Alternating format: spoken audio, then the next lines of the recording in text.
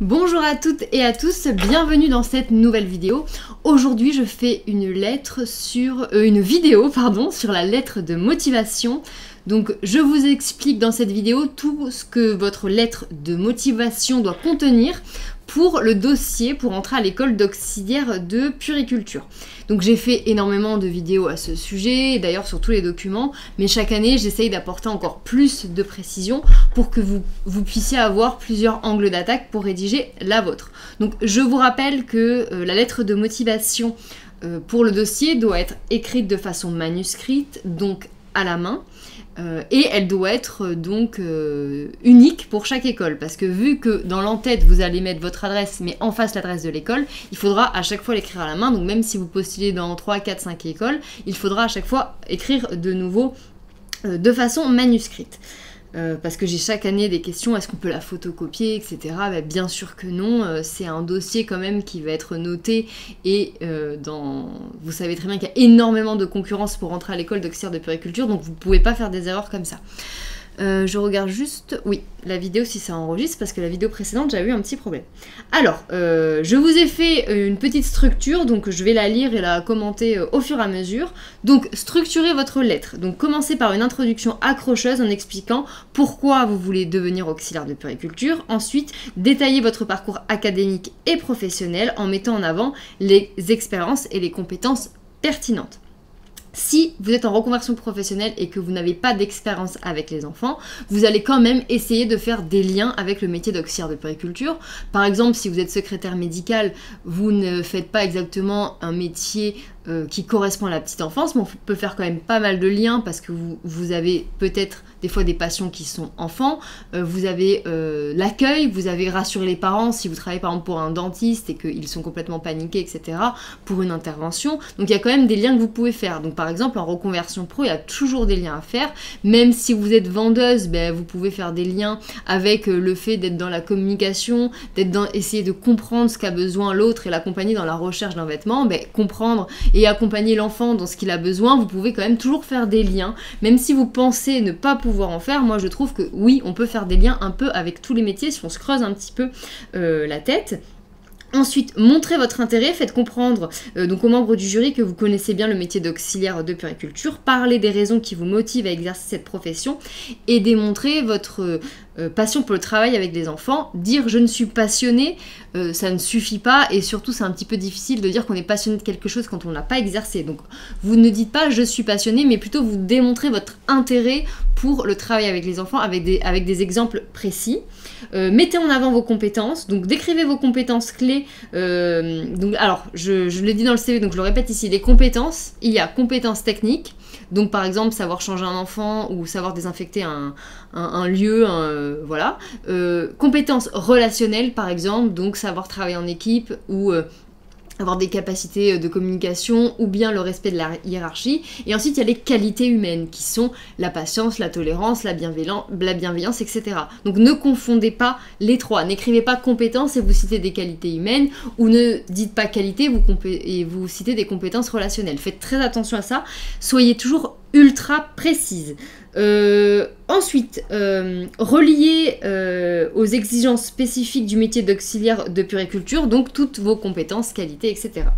Ensuite, mentionnez vos expériences pertinentes. Si vous avez déjà travaillé dans le domaine lié à la petite enfance, mentionnez-les en décrivant vos tâches et responsabilités. Il y a beaucoup d'élèves qui ont un CAP petite enfance ou CAP AEP ou aide-soignante. Elles ne parlent pas d'expérience dans leur dossier. C'est vraiment dommage parce que vous avez quelque chose qui vous permet de montrer que vous avez déjà mis un pied dedans, donc profitez-en. Ça doit absolument être écrit dans votre lettre de motivation. Ensuite, faites preuve de motivation et d'engagement. Expliquez pourquoi vous avez choisi cette école en particulier et comment vous comptez vous investir pleinement dans votre formation. Montrez votre désir d'apprendre et de contribuer positivement à la profession. J'avais oublié au-dessus, là, quand je vous parlais des expériences pertinentes, parler également des stages ou du bénévolat si vous en avez fait. Ensuite, il faut mettre également, bon je l'avais pas écrit, mais l'objet dans la lettre de motivation. Il faut absolument que vous ayez un objet et que vous écrivez le destinataire à qui vous adressez la lettre de motivation. Donc ça, pour le connaître, vous appelez l'école et vous demandez à qui dois-je adresser la lettre de motivation. Est-ce qu'il y a une personne spécifique à citer? Dans ce cas-là, dans le titre, vous écrirez chère Madame Dupont, ou alors chers membres du jury, mais essayez d'avoir l'information. Si la lettre elle est envoyée à la bonne personne, ça c'est vraiment très bien. Ensuite, il faut absolument, ça c'est vraiment un tips que je vous donne, c'est vraiment une astuce que je vous donne pour vous démarquer dans la lettre de motivation. Il faut absolument qu'il y ait écrit le nombre de semaines de stage et le nombre de théories qu'il y a à l'école d'Auxerre de Périculture. Parlez également des 5 blocs de compétences et des 10 modules. Il faut absolument qu'il y ait une phrase en disant que voilà, vous êtes consciente qu'il y a 10 modules qui sont regroupés dans 5 blocs, qu'il y a 22 semaines de stage, qu'il y a 22 semaines d'école, etc. Il faut vraiment montrer que vous connaissez le contenu de la formation sur le bout des doigts. Ensuite, soignez bien entendu la présentation. Utilisez une mise en page claire et professionnelle, vérifiez l'orthographe, la grammaire, la syntaxe, les fautes d'inattention, utilisez un langage formel mais personnel, en évitant voilà, tous les clichés des lettres de motivation.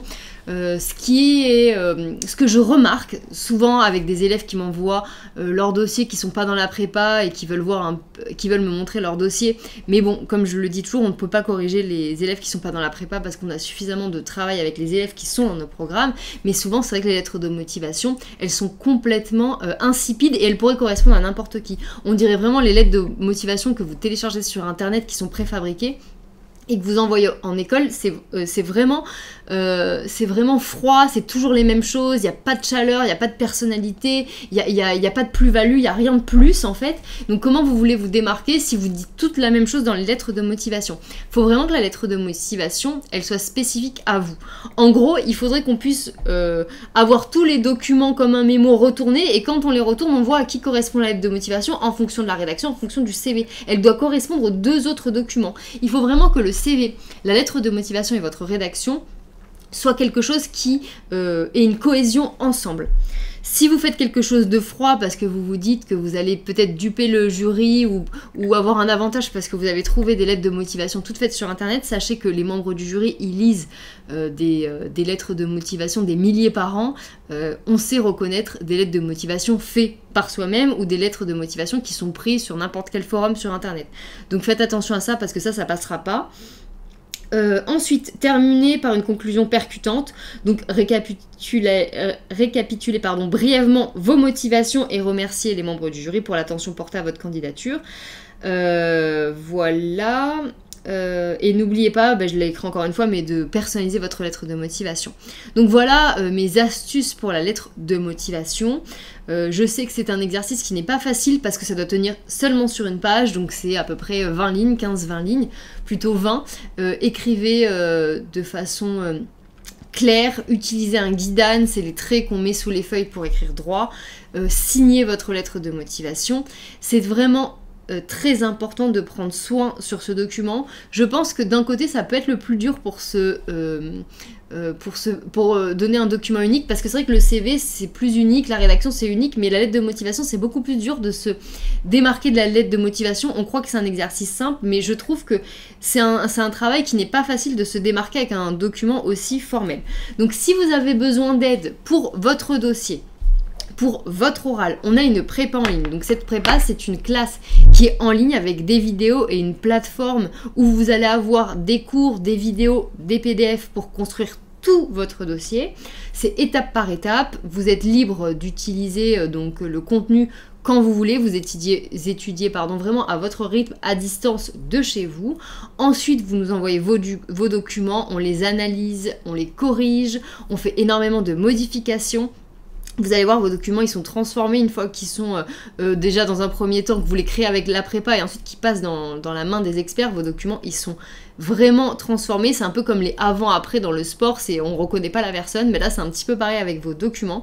Donc, si vous avez besoin d'aide, nous avons une prépa en ligne et nous vous accompagnons également donc, pour la correction des dossiers et pour tout ce qui est coaching à l'oral, grâce à un suivi qu'on a mis en place dans la prépa.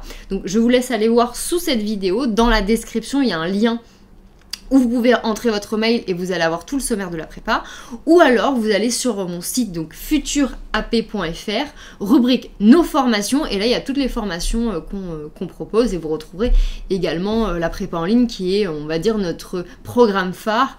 Cette année, on a eu encore un taux de réussite exceptionnel pour les élèves, et si vous avez envie de vous projeter et voir un petit peu ce que les élèves avant vous pensent de la prépa en ligne, il y a énormément d'avis sur Instagram ou alors sur mon site, il y a une rubrique avis, vous allez voir, il y a énormément d'avis des élèves qui sont passés avant vous. J'espère que cette vidéo vous aura plu et je vous dis à bientôt pour une prochaine vidéo. Au revoir.